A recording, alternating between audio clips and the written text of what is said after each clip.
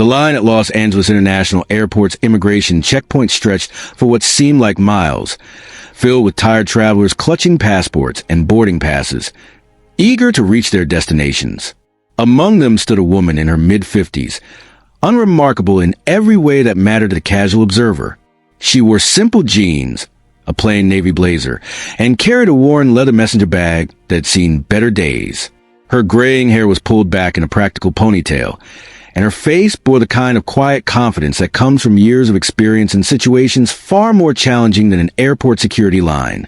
What no one in that line could have imagined was that Dr. Victoria Chun had spent the last 15 years as one of the most powerful people in American national security. As the director of Homeland Security, she had coordinated responses to terrorist threats, managed international crises, and made decisions that had saved countless lives. But today, she was simply another passenger trying to get home after a personal vacation.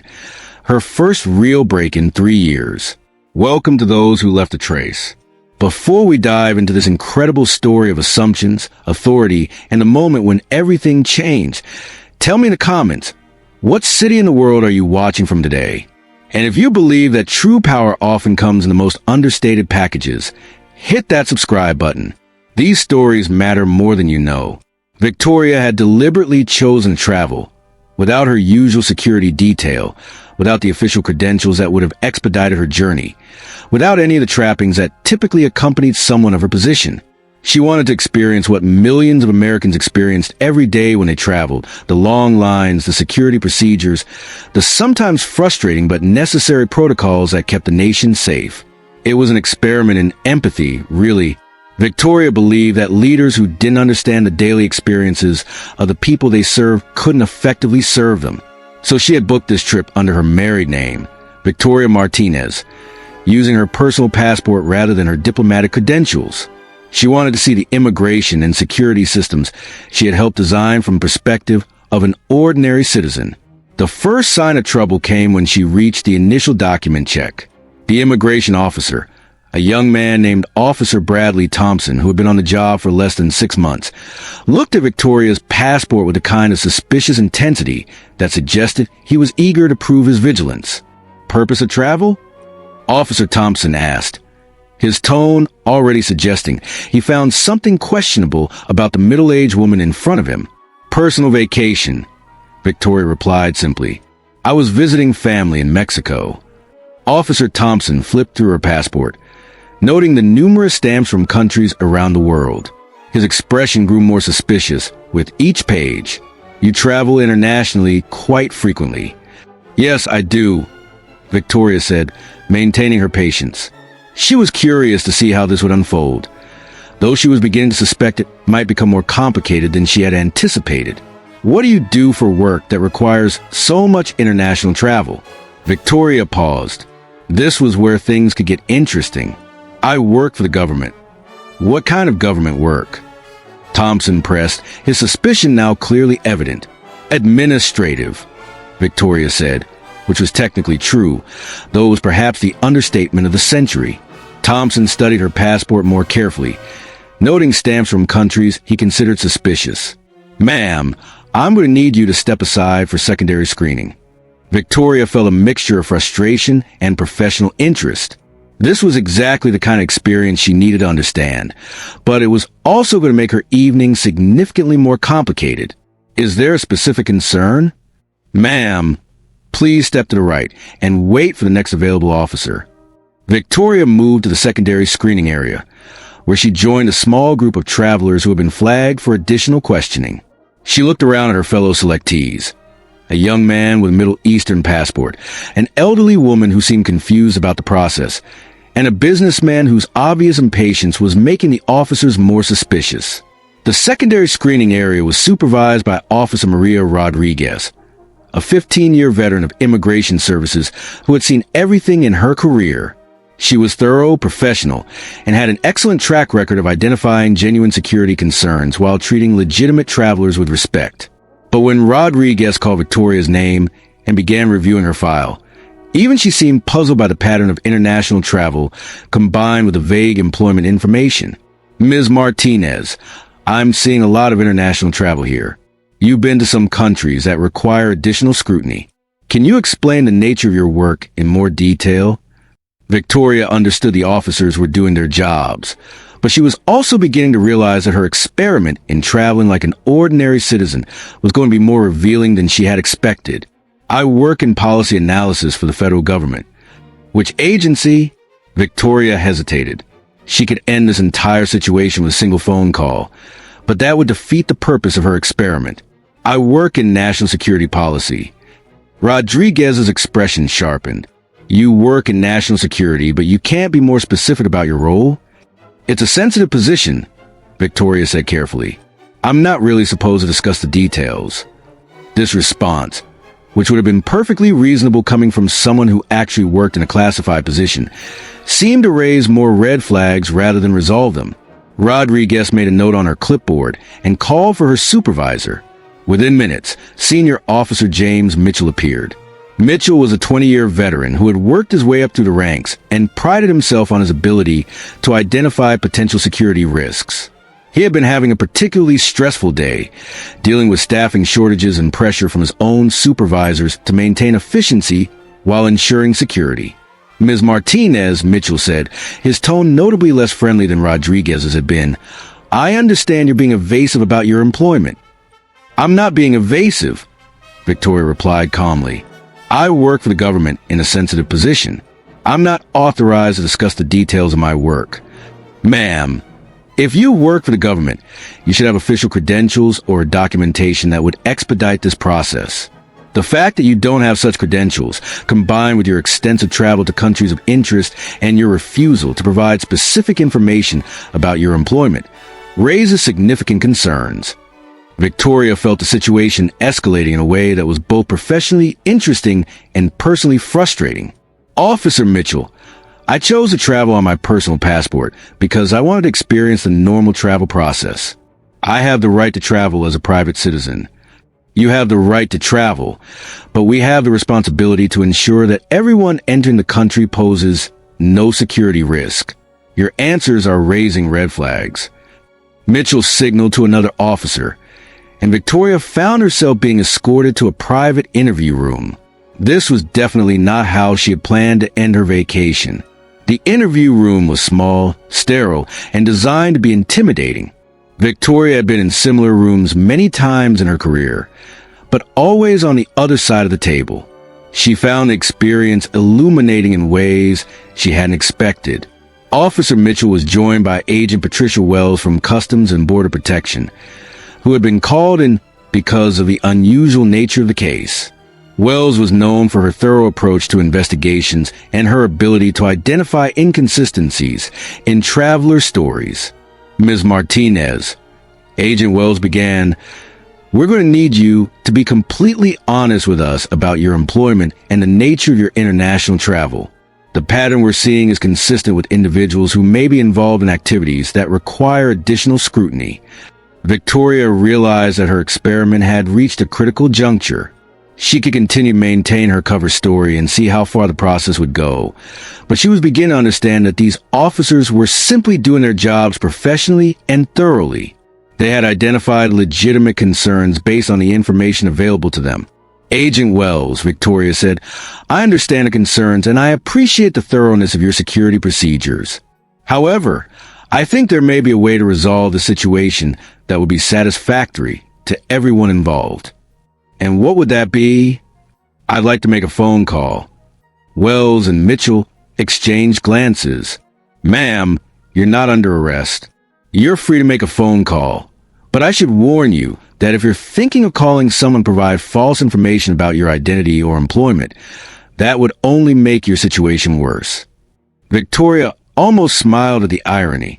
I can assure you that the information will be completely accurate. Wells gestured to her phone on a small table. You can make your call. Victoria picked up the phone and dialed a number she knew by heart. It was answered on the first ring. Director Chen's office, this is Catherine. Catherine, this is Victoria. I need you to patch me through to Deputy Director Harrison immediately. Ma'am, you're supposed to be on vacation. Is everything all right?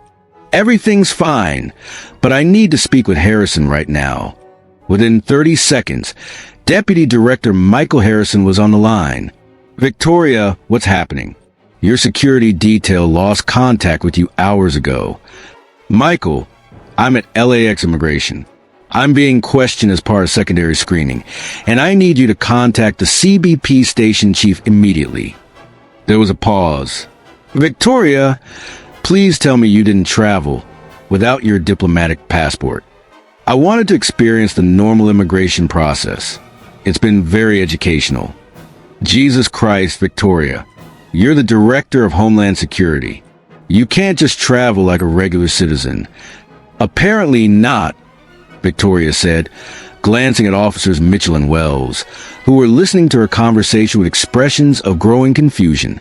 Michael, I need you to call Station Chief Robert Adams at LAX CBP immediately. Tell him that Director Chun is in secondary interview room 3 and that he needs to resolve the situation discreetly. On it. Victoria, please don't do anything like this again without telling someone. Victoria hung up the phone and turned to the officers, who were staring at her with a mixture of skepticism and dawning concern. Ma'am, Agent Wells said carefully, did you just claim to be the Director of Homeland Security? I didn't claim to be anything, Victoria replied.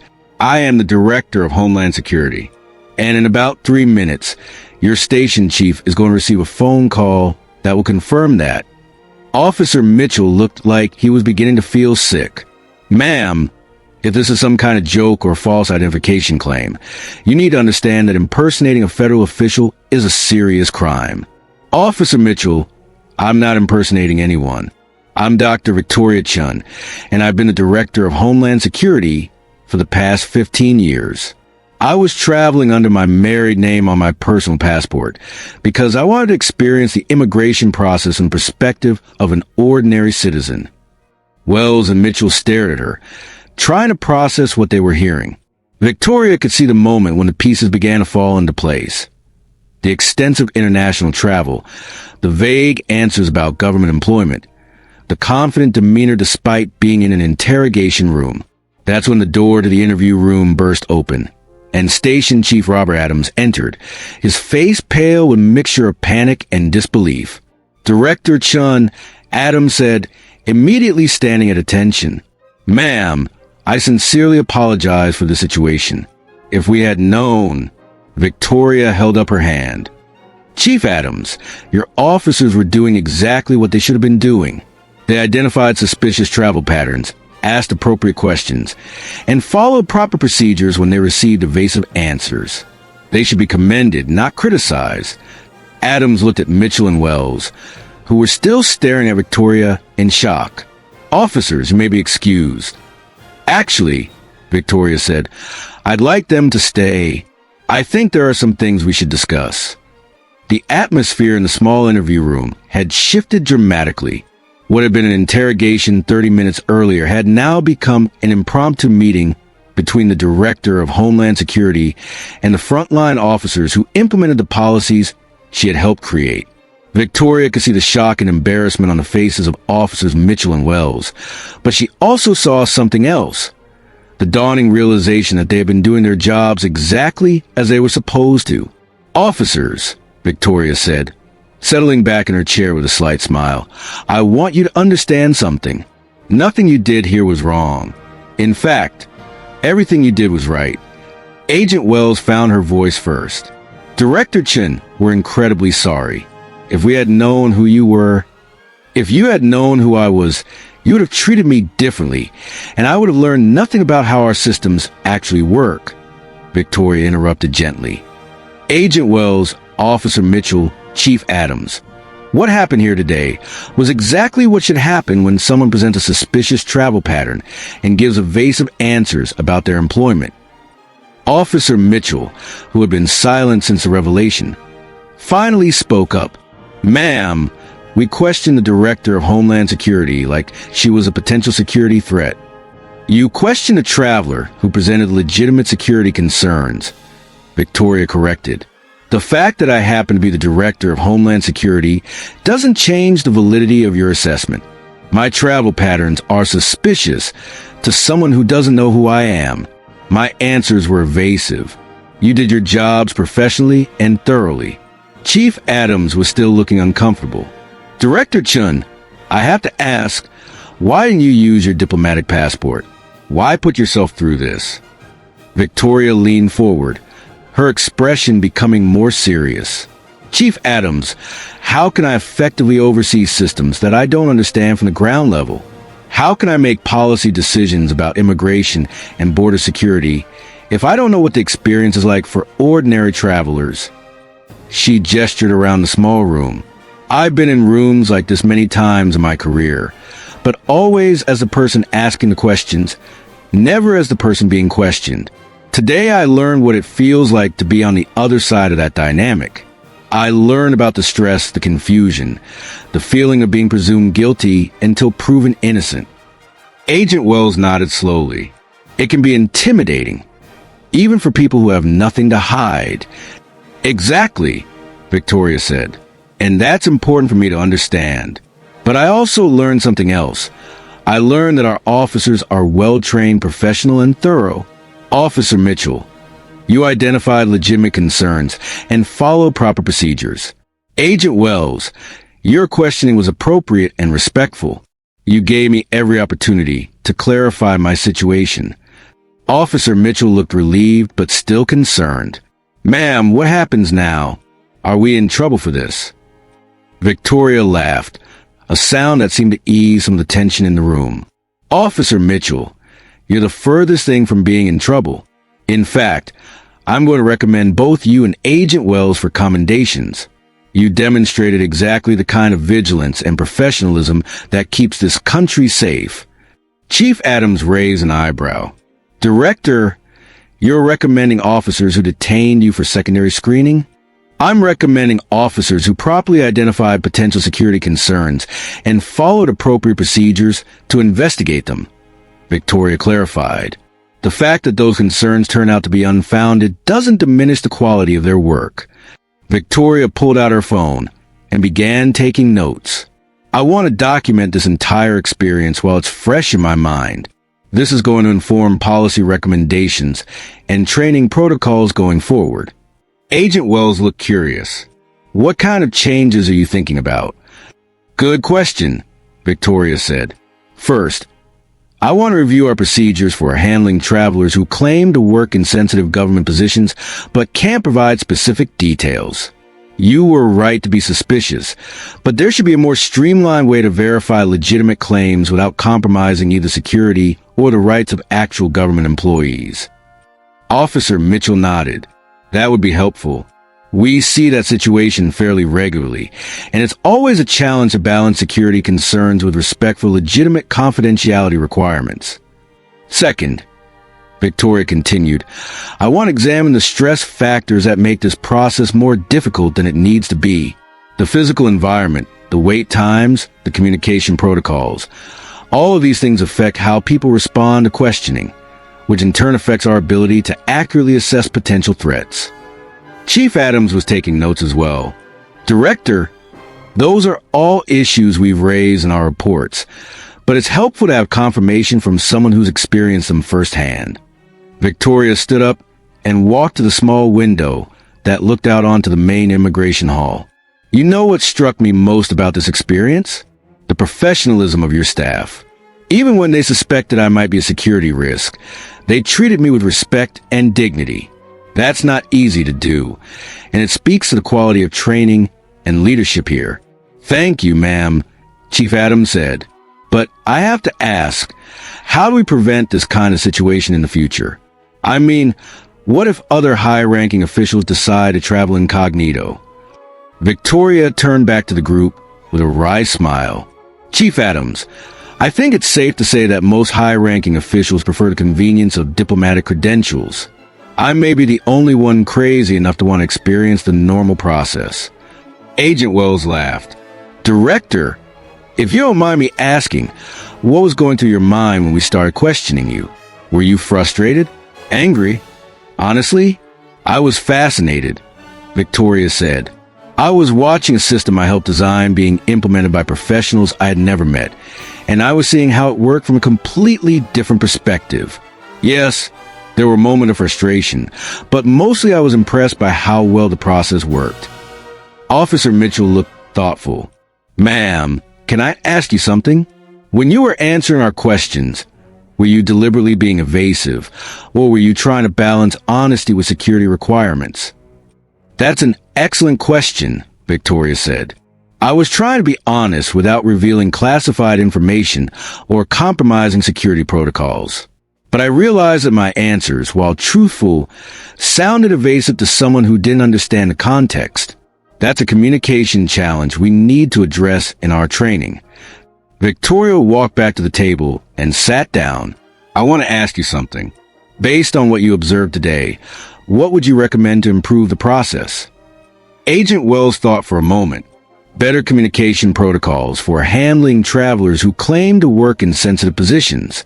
Maybe a secure verification system that doesn't require revealing classified information. Officer Mitchell added, "More training on how to distinguish between legitimate confidentiality concerns and suspicious evasiveness. And maybe better communication about why we're asking certain questions, so people understand that we're not trying to be intrusive. We're trying to be thorough." "Excellent suggestions," Victoria said, making more notes. "Chief Adams, I want you to work with my office to develop a pilot program incorporating these ideas. I think we can improve both security and customer service." Chief Adams nodded enthusiastically. "Director, I think this experience would be valuable for other agencies as well. The lessons learned here could apply to TSA, Customs, and other security operations." "I agree," Victoria said. "In fact, I'm thinking about making this a regular practice. Having senior officials occasionally experience our security procedures from the citizen's perspective, not as a test or evaluation, but as a way to ensure we understand the real-world impact of our policies." The conversation was interrupted by a knock on the door. Another officer entered and whispered something to Chief Adams, whose expression became concerned. "Director," Adams said, "apparently word has gotten out about your presence here. We have media gathering outside, and there are some questions about how to handle the situation." Victoria sighed. "I suppose it was inevitable. How much do they know?" "Just that you were here for some kind of security matter. They don't have details about what happened." Victoria considered her options. "I think we should be proactive about this. I'd like to hold a brief press conference to explain what happened and why it happened. This could be an opportunity to educate the public about our security procedures and professionalism of our border security personnel." Agent Wells looked concerned. "Director, are you sure you want to publicize that you were detained for secondary screening?" "Agent Wells, I wasn't detained. I was processed through a legitimate security procedure that exists to protect all Americans. There's nothing shameful about that. In fact, I think it's important for people to understand that these procedures apply to everyone, regardless of their position or status." Officer Mitchell was looking thoughtful. "Ma'am, if you're going to talk to the media, would it be possible to mention that we were just doing our jobs? I mean, I don't want people to think we didn't recognize you because we were incompetent." Victoria smiled warmly. "Officer Mitchell, I'm going to make sure everyone understands that you and Agent Wells performed your duties exactly as you should have. You're going to come out of this looking like the professionals you are." As they prepared to leave the interview room, Victoria turned back to the officers. "I want to thank you for this experience. You've given me insights that I couldn't have gotten any other way. This is going to make me a better director and make our systems more effective." Agent Wells shook her head in amazement. "Director, I have to say, this is the strangest day I've ever had on this job." "Agent Wells," Victoria replied with a grin, "I suspect it's about to get even stranger." As they walked out of the interview room and toward the main immigration hall, Victoria reflected on what she had learned. The system worked, but it could work better. The people implementing it were professional and dedicated, but they needed better tools and clearer guidance. Most importantly, she had gained a perspective on her own agency's work that she never could have gotten from reading reports or attending briefings. The media was waiting, cameras and microphones ready. Victoria took a deep breath, straightened her shoulders, and prepared to explain to the American people why the Director of Homeland Security had just spent 2 hours being questioned by our own officers. It was going to be an interesting press conference. The press conference was held in a hastily arranged space near the airport's main terminal. Victoria stood behind a simple podium, flanked by Chief Adams and Agent Wells, with Officer Mitchell visible in the background. The assembled reporters were buzzing with curiosity, trying to understand why the Director of Homeland Security had called an impromptu press conference at an airport immigration checkpoint. "Good evening," Victoria began, her voice carrying the authority of someone who had faced much more hostile audiences than a group of travel reporters. "I want to explain why I'm here tonight and what happened over the past few hours." She paused, looking out at the cameras and reporters. "This afternoon, I was processed through secondary immigration screening here at LAX. I was questioned for approximately 2 hours about my travel patterns and employment. This happened because I chose to travel on my personal passport rather than using my diplomatic credentials." A murmur ran through the assembled press. Victoria continued, "I want to be absolutely clear about something. The officers who processed me did exactly what they should have done. They identified legitimate security concerns, asked appropriate questions, and followed proper procedures. They should be commended, not criticized." A reporter from CNN raised her hand. "Director Chun, why would you choose to subject yourself to the normal immigration process?" "Because I believe that leaders who don't understand experiences of the people they serve cannot effectively serve them," Victoria replied. "I wanted to see our immigration and border security systems from the perspective of an ordinary traveler." Another reporter called out, "Were you trying to test your own officers?" "Absolutely not," Victoria said firmly. "This was not a test or an evaluation. It was an attempt to gain first-hand experience with procedures that I helped oversee. The officers had no way of knowing who I was, and they shouldn't have been expected to know."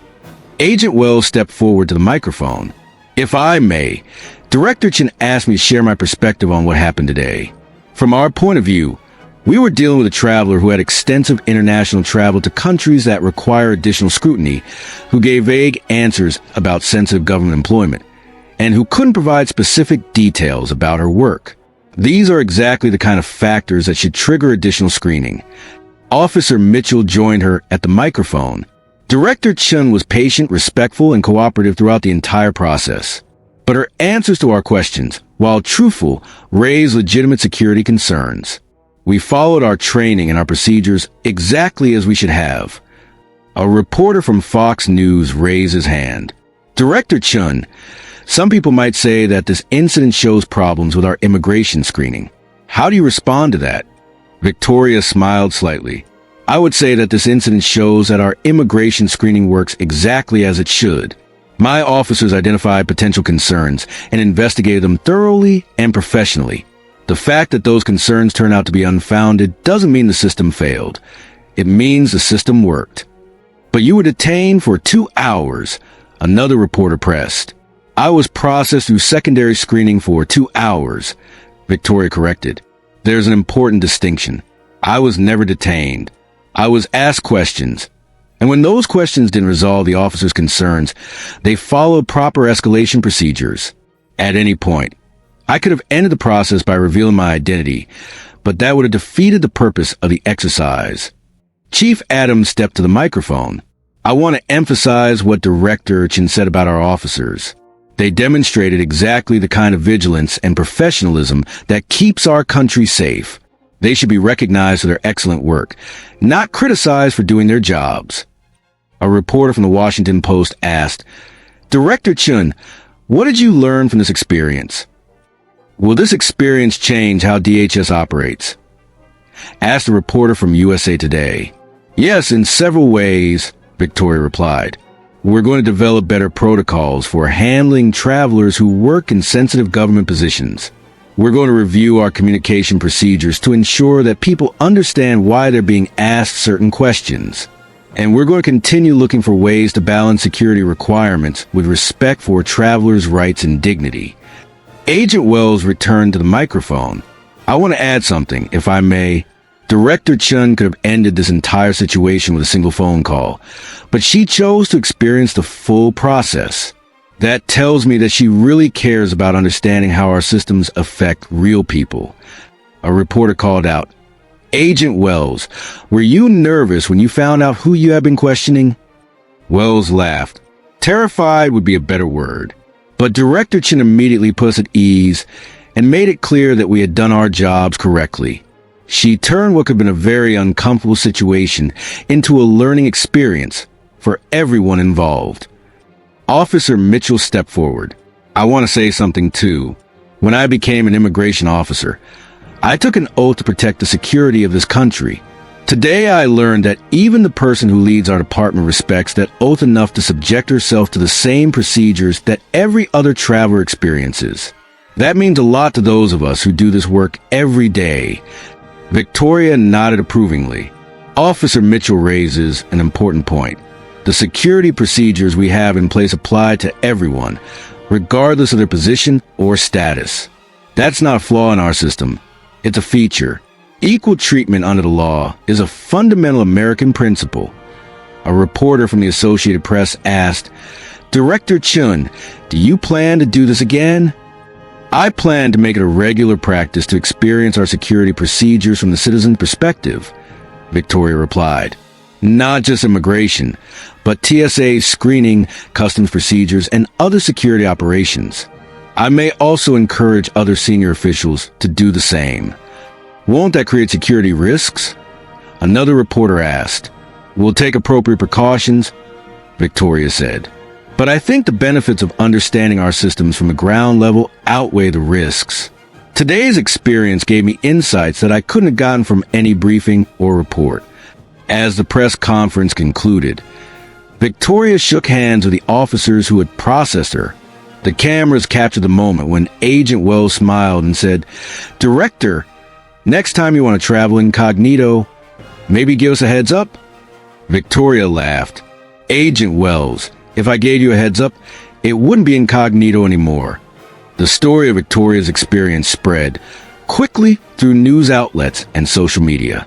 The response was overwhelmingly positive, with most commentators praising both Victoria's commitment to understanding the systems she oversaw and the professionalism of the officers who had processed her.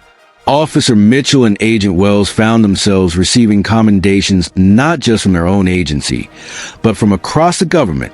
Their careful professional handling of a suspicious traveler had been turned into a textbook example of how security procedures should work.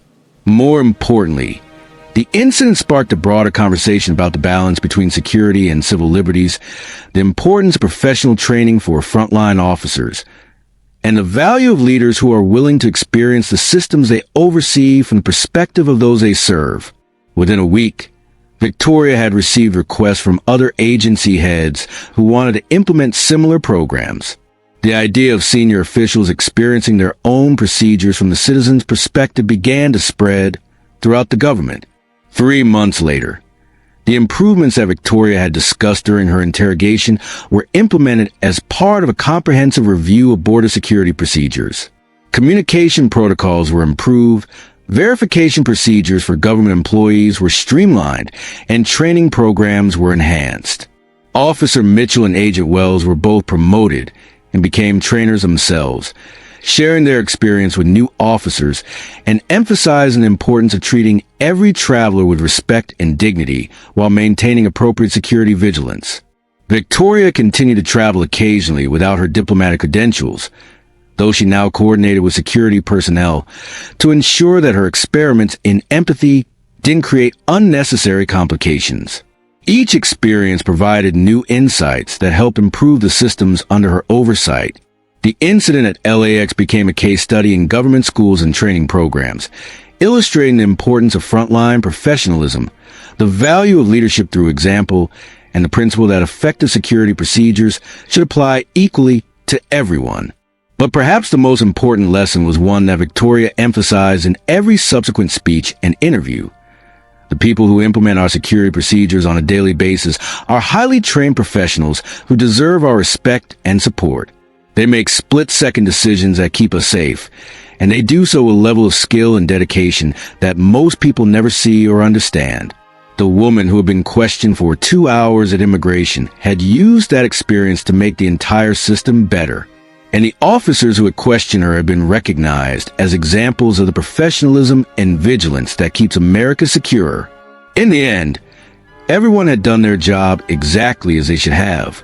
And that, Victoria reflected, was exactly how the system was supposed to work. 1 year after the LAX incident, Victoria stood before a packed auditorium at the Federal Law Enforcement Training Center in Georgia, addressing a graduating class of new immigration officers.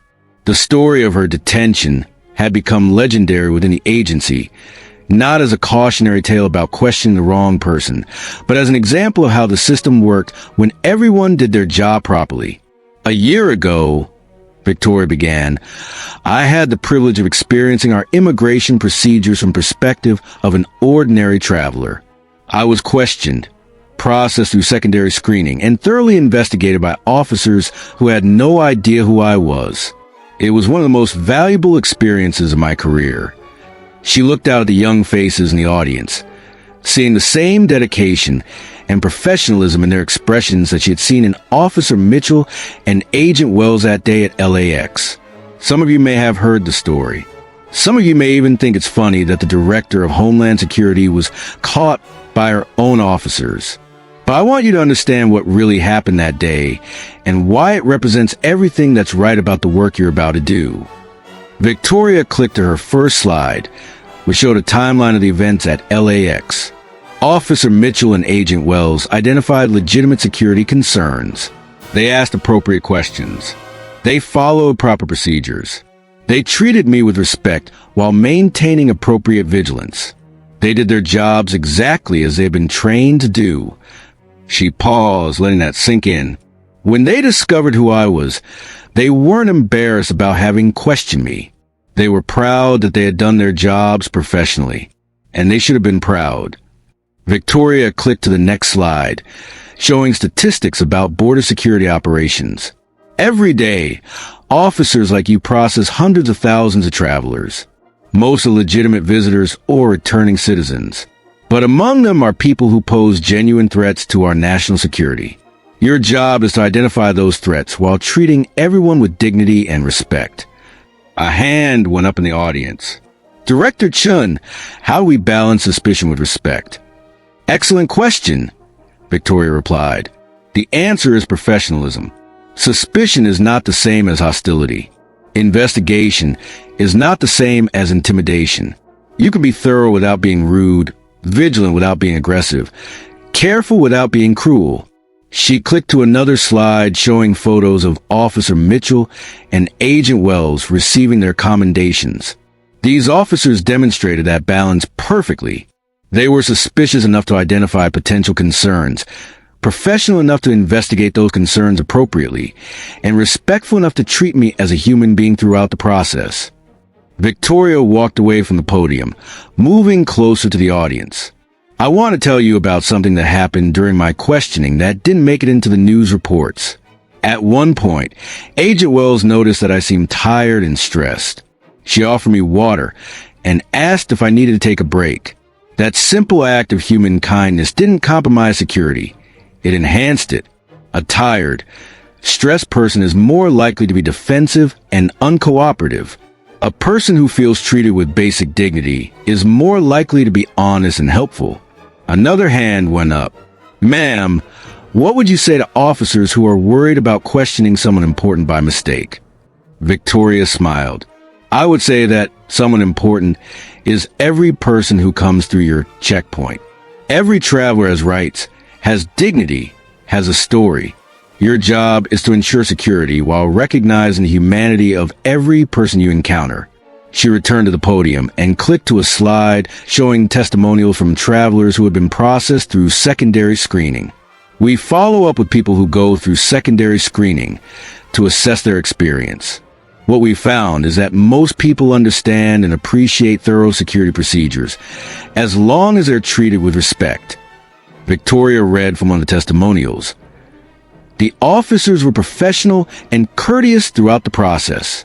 They explained what was happening and why. Even though it was inconvenient, I felt like they were doing their jobs to keep everyone safe. She looked back at the audience.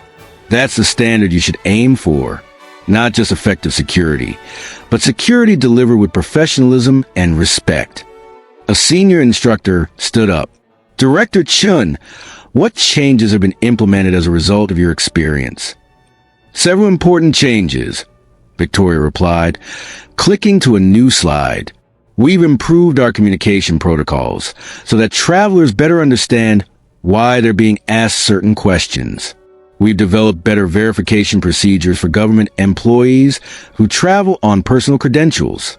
We've enhanced training on distinguishing between legitimate confidentiality concerns and suspicious evasiveness. She clicked again. But the most important change has been cultural.